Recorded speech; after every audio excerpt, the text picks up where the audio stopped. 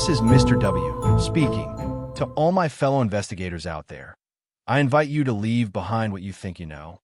Close your eyes, let the static of the world fade, and follow me into a story that brushes the edge of reality. We are heading to the heart of West Virginia, to a quiet town that became the epicenter of a mystery that persists to this day. The Flatwoods Monster. Was it an alien visitor, a creature of folklore, or something stranger, something that perhaps slipped through the veil of our reality? Let's investigate. The night was September 12th, 1952. Dusk was settling over Flatwoods, West Virginia. A group of local youths, boys ranging from 10 to 13 years old, were playing football when their game was interrupted by a sight that would forever change their lives. Streaking across the sky, they saw a bright object, described by some as a fireball, that appeared to fly overhead and land on a nearby hill. Believing it to be a meteor, they rushed home to tell their parents. This is where the narrative expands. Joined by Kathleen May, the mother of two of the boys and a local beautician, along with two more children and a 17-year-old National Guardsman named Eugene Lemon, the group set out to investigate this fallen object. They climbed a hill on G. Bailey Fisher's farm, where they believed the object had landed. As they approached some woodlands, they were met by a strange and potent presence. A sulphurous mist filled the air, causing their eyes and throats to burn. Undeterred, they pressed forward, their flashlights cutting through the dim light. Then, suddenly, powerful light beams pierced the darkness to their left. Turning their own flashlight in that direction, they illuminated something that eyewitnesses would later describe with chilling consistency, yet also slight variations. The entity they saw was imposing, described as being extremely tall, nearly 12 feet high. It had a head shaped distinctly like the ace of spades and massive, shining eyes that were reported as glowing red or orange.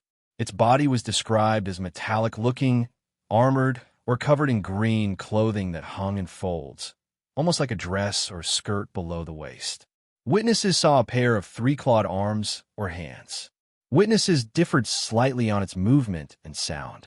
Some said it rapidly bounded toward them, while others described it slowly gliding or floating, making no sound initially, but then emitting a hissing or shrieking noise. Along with the strange mist, a horrible, burnt, or acrid odor emanated from it. Terrified, the group quickly fled the scene. But the encounter was not over for them. For several weeks afterward, several witnesses reportedly suffered from physical symptoms, including nausea, convulsions, and irritation to their throat and sinuses. These symptoms, as unsettling as the sighting itself, have been noted as consistent with light mustard gas exposure. Monster or no monster, the evidence suggests they were exposed to something they should not have been. The group reported the incident to the authorities. A Braxton County sheriff attended the site that night with a group of locals and a local reporter. They reportedly discovered burn marks on the ground, strange oily residues, two large skid marks, and trampled grass, but no definitive proof of the monster's existence was found.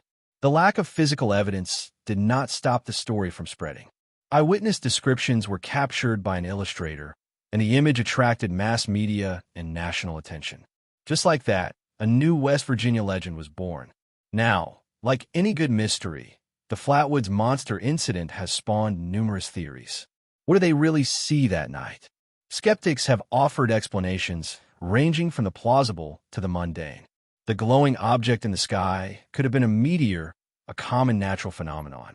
The creature itself, they argue, might simply have been a misidentified barn owl perched on a tree branch. The glowing eyes could be the owl's eyes reflecting light, and its shape distorted by fear, dim lighting, and a mist. Adding to this is the psychological factor. The sighting occurred in the year 1952, the height of the Cold War. The United States was in a state of heightened anxiety, with fears of atomic bombs and nuclear war. The space race was just beginning, and fascination with UFOs and aliens was rampant. Some propose that the witnesses' heightened state of anxiety and fear, combined with misperceptions of natural phenomena, led to a case of mass hysteria. They saw what they fear they might see. However, For many, these explanations fall short. The detailed, albeit slightly varied, descriptions across multiple witnesses and the reported physical symptoms suggest something more tangible occurred. This leads to other prominent theories. The alien hypothesis is popular, especially given the glowing object seen descending from the sky. Proponents suggest the creature was a visitor from another planet, its metallic body and glowing eyes indicative of advanced technology, perhaps a spacesuit designed for Earth's atmosphere. This theory fits neatly into the UFO phenomena widespread in the 1950s. Then there is the cryptid theory. Cryptids are unknown creatures tied to Earth, like Bigfoot or Mothman. Perhaps the Flatwoods Monster is an elusive, undiscovered species native to the remote hills of West Virginia. This places it alongside other West Virginia legends, such as Mothman and the Grafton Monster. It is notable that the Flatwoods Monster is often grouped with cryptids despite its seemingly alien characteristics. Why is this? Some suggest it is due to the specific, consistent description across multiple witnesses, giving it a defined identity that generic grays or flying saucers might lack.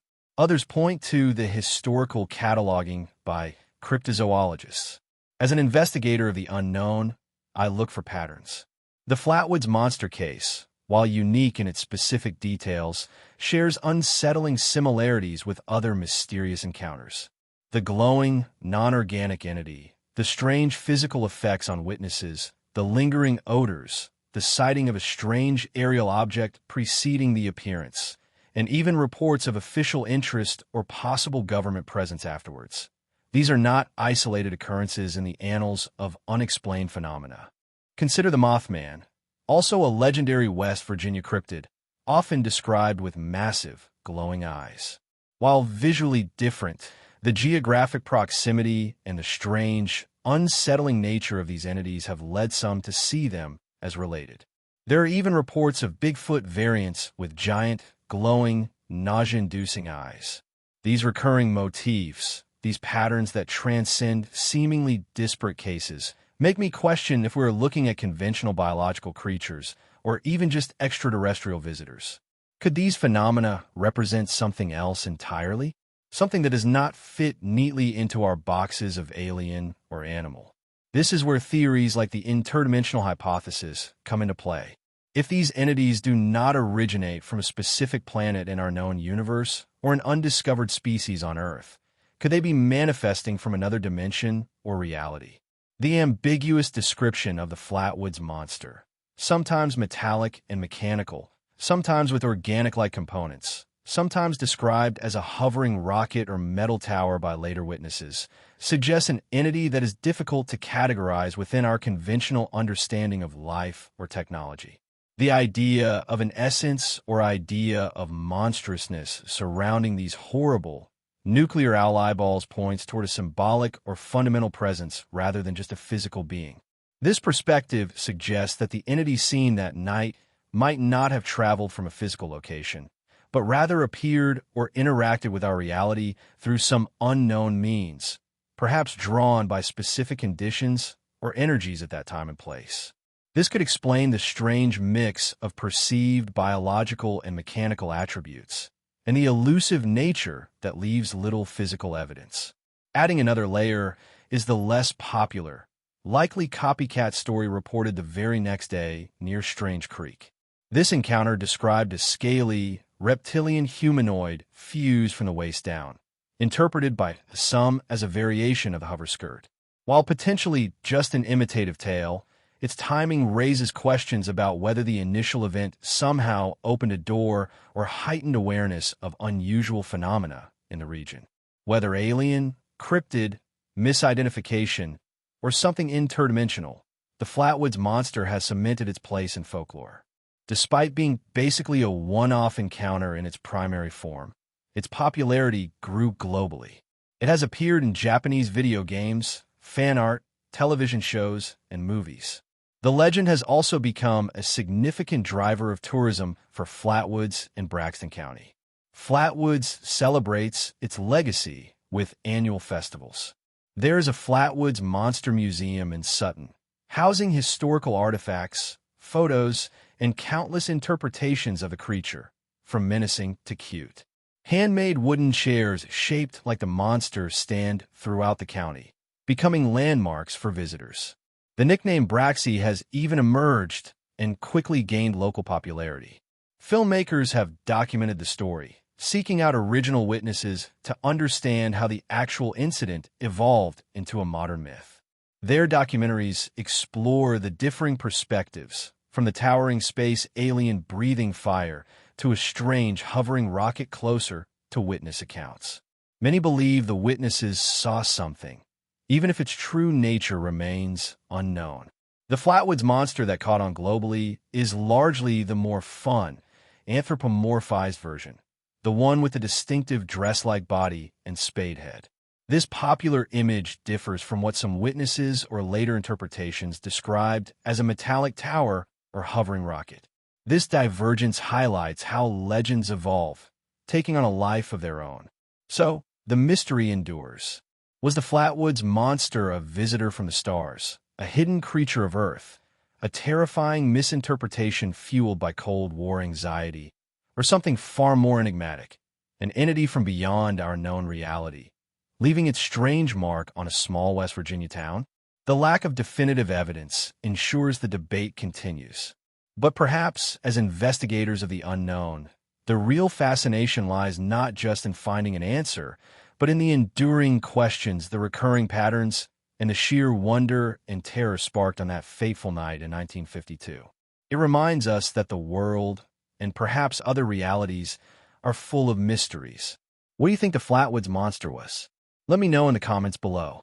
If you enjoyed this investigation, please hit that like button and subscribe to Investigations of the Unknown for more dives into the mysteries that surround us. Until next time, keep questioning everything.